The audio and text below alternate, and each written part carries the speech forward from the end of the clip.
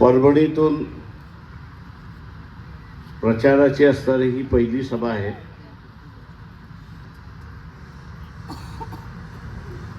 या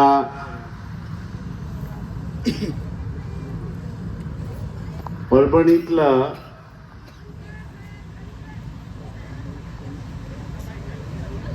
एक इतिहास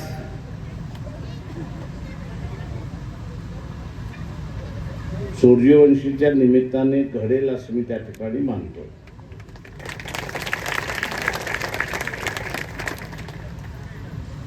गेली 70 वर्ष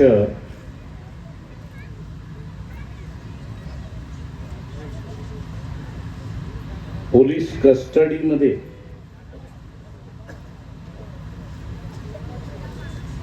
ओ सैनिक जरा बाजूला उभे राहा.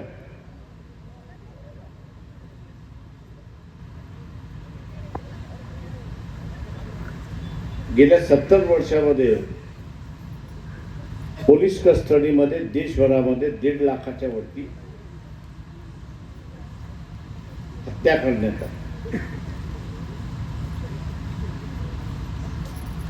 पण त्याच्यापैकी एकाही हत्येमध्ये पोलिसाला शिक्षा झाली आहे असं उदाहरण नाही अशी असणारी परिस्थिती. आणि त्याचं सगळ्यात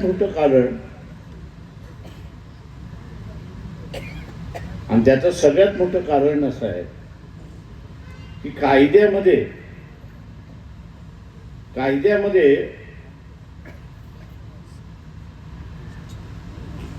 एखाद्याची हत्या पोलीस कस्टडीमध्ये झाली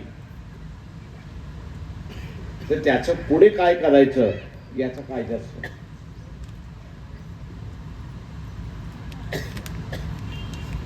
याचा कायदाच नव्हता. आणि म्हणून सगळेच पोलीस बरी व्हायची अशी असणारी परिस्थिती. पण या निमित्ताने आपण असणारा हा जो कायद्यातला कमतरतेपणा आहे त्या कायद्यातल्या कमतरतेपणाला धरून कोर्टासमोर आपण आणलं आणि कोर्टाच्या आपण असताना लक्षात दिलं की माणूस स्वतःहून पोलीस कस्टडीमध्ये जात नाही तर त्याला कोर्ट पोलिसाच्या कस्टडीमध्ये देते आणि कोर्ट पोलिसाच्या कस्टडीमध्ये देत असल्यामुळे त्या माणसाची हिंदीमध्ये ज्याला आपण हिफाजत म्हणतो त्याची सुरक्षितता ही कोर्टावरची आहे. त्याची सुरक्षितता तो पोलीस कस्टडीमध्ये असताना जेलमध्ये असताना त्याची जबाबदारी ही कोर्टाची आहे. कोर्टाने ही बाब मान्य केली आहे आणि आता कोर्टच सरकारच्या पाठीमागे लागलेला आहे की तुम्ही कायदा करता की नाही हे सांगा, नाही तर आम्ही तिथे कायदा करू अशी असताना वेळ लागेल ह्याच्यात दुमत नाही. पण हा ज्या दिवशी कायदा लागेल त्या दिवशी परभणी मधले काही पोलीस हे अटक झाल्याशिवाय राहणार नाहीत हे आपण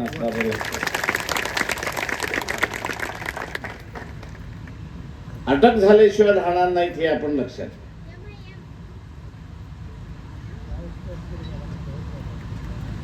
आणि म्हणून आपली असणारी एक मोठी जबाबदारी असं मी त्या ठिकाणी मानतो.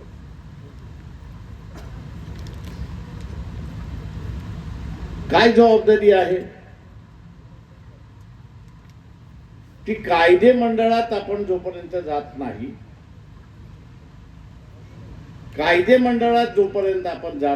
तोपर्यंत आपण कायद्यांमधली दुरुस्ती करू शकत नाही.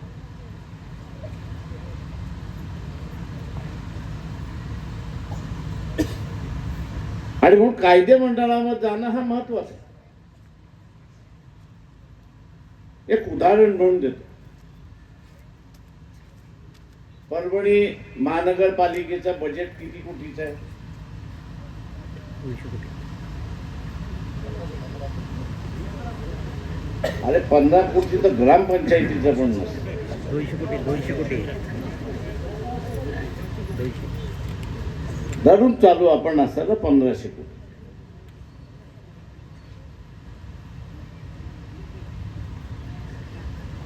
धरून चालू आपण असताना 1500 कोटी.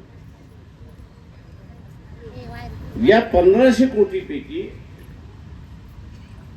आदिवासी समाजावरती 5% हा खर्च केला. एससी वरती जे आहे ते 5% खर्च केला. तो केला जातोय का? तर नाही. समाज कल्याण खातं राज्याचं जे आहे त्यांचं जे बजेटमधनं येतं महानगरपालिकेला खर्च करण्यासाठी त्याच्यामधनच खर्च केला जातो. आता 1500 चे 5% किती झाले?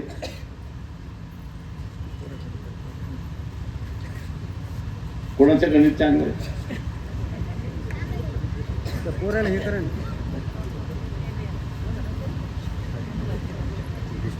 सगळे मूर्ख कार्यकर्त्यांना मी सांगतो की तुम्ही 75 कोटीचे मालक आहात एवढं लक्षात. का ज्या कार्यकर्त्याला माहित नाही तो मूर्खच असतात.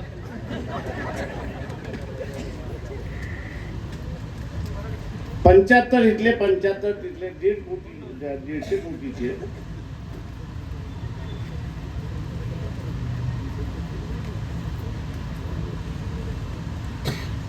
तुम्ही खर्च करू शकता. कधी खर्च करू शकता की तिथे प्रतिनिधी गेला असेल तर नाही. तर मग तुमच्या नावाखाली दुसराच कोणतरी खात बसतो अशी असणारी परिस्थिती.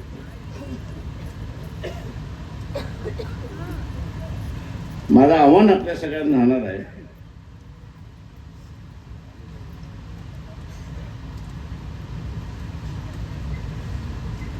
की बाबासाहेबांनी इथल्या असणाऱ्या सर्व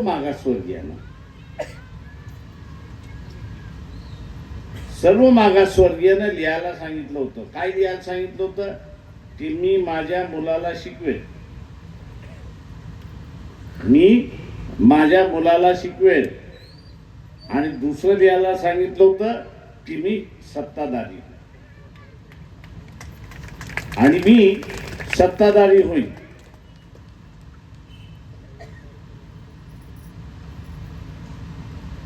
आता आपण काय म्हणतो? आता मुदतसर उभं राहिलेले शहराचे अध्यक्ष आहे. आता ह्यांना उद्या महापौर करायचं असेल तर काय केलं पाहिजे मला सांग.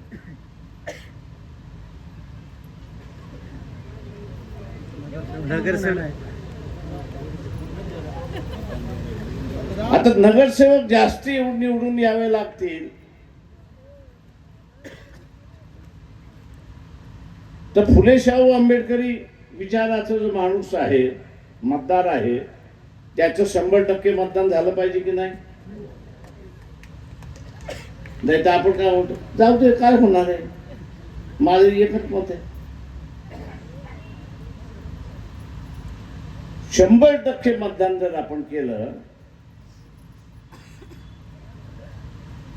तर पॅनलच्या पॅनल निवडून येतं अशी असणारी परिस्थिती.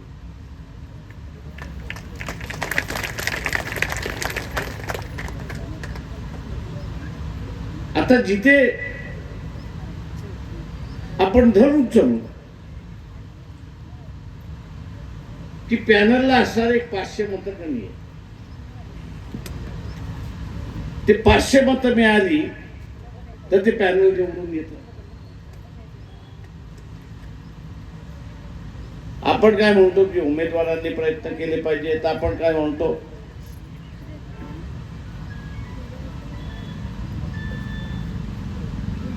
बाबासाहेब काय म्हणाले होते की इलेक्शन हे लोकांचे इलेक्शन हे लोकांचे इलेक्शन.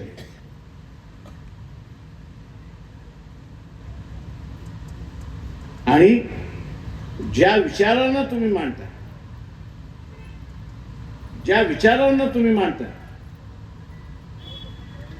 त्या विचारांची माणसं त्या सत्तेमध्ये गेली,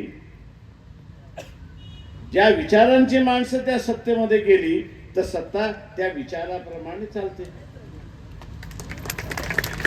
आज भारतीय जनता पक्षाची सत्ता आहे, RSS ची सत्ता आहे. त्यांनी 1950 साली सांगितलं की आमची त्या दिवशी सत्ता येईल त्या दिवशी आम्ही संविधान बदलू. आणि आज आपण बघत असाल करोडो रुपये ते खर्च करताय.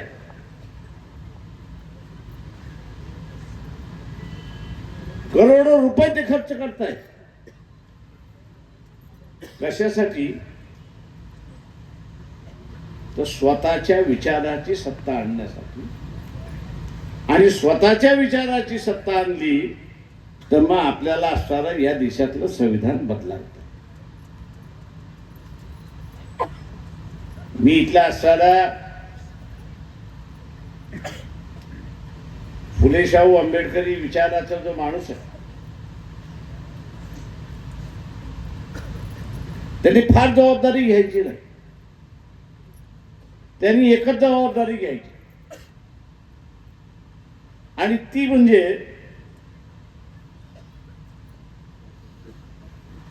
एक मत. एक मत त्यांनी आजून जुळवायचं आणि ते जुळवलेलं मतदान पक्षाच्या उमेदवाराला मिळेल हे त्यांनी पाहिलं. समजा एका प्रभागामध्ये असताना 4-4.5 हजार असं धरून चालू की फुले शाहू आंबेडकरी मतदार आहे, त्यांनी एक आतून जमवला तर किती होतात? किती होतात? 9,000. परभणीमध्ये निवडून यायला किती लागतात? 3.5-4.5. तुम्ही उमेदवार जिंकून आणला जिंकून की मुदत झाले माफ होत. आता तो एक कसा आणायचा हे मी तुम्हाला सांगत नाही, तुम्हाला चांगलं माहिती आहे.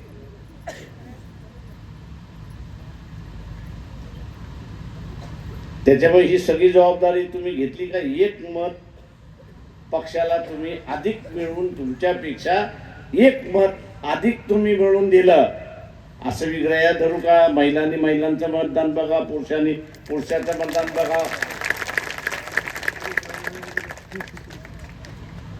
करोडो रुपये खर्च करू द्या तुम्ही. असणारा त्या करोडो रुपयावरती पाणी सोडून इथला असणारा एक नवा इतिहास या ठिकाणी घडू शकतो. एक नवा इतिहास घडू शकतो. आणि म्हणून माझं आव्हान आहे आपल्या सगळ्यांना,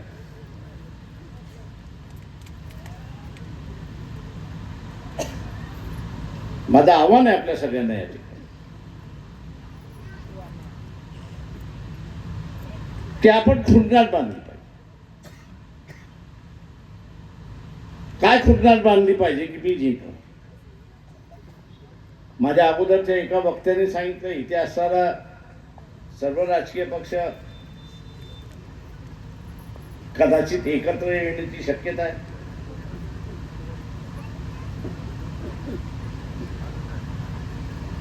शक्यता होऊ शकते, मी नाही म्हणत नाही.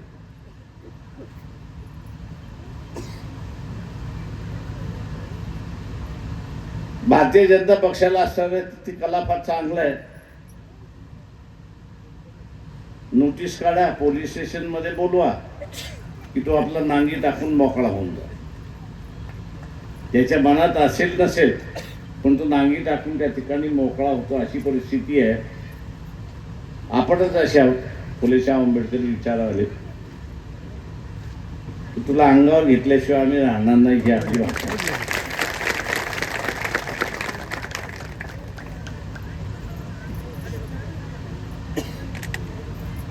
आणि म्हणून एकंदरीत ह्या कालावधीमध्ये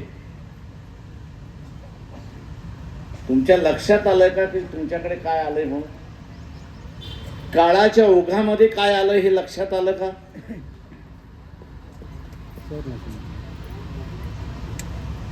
काय आलं हे आपल्या लक्षात आलंय का? एकाने तरी सांगा की तुमच्या काळाच्या ओघामध्ये काय आलंय, हातामध्ये काय आलंय? मोबाईल आले, मतदान आलंय, अजून काय आलंय? संधी आले, अजून काय आलंय?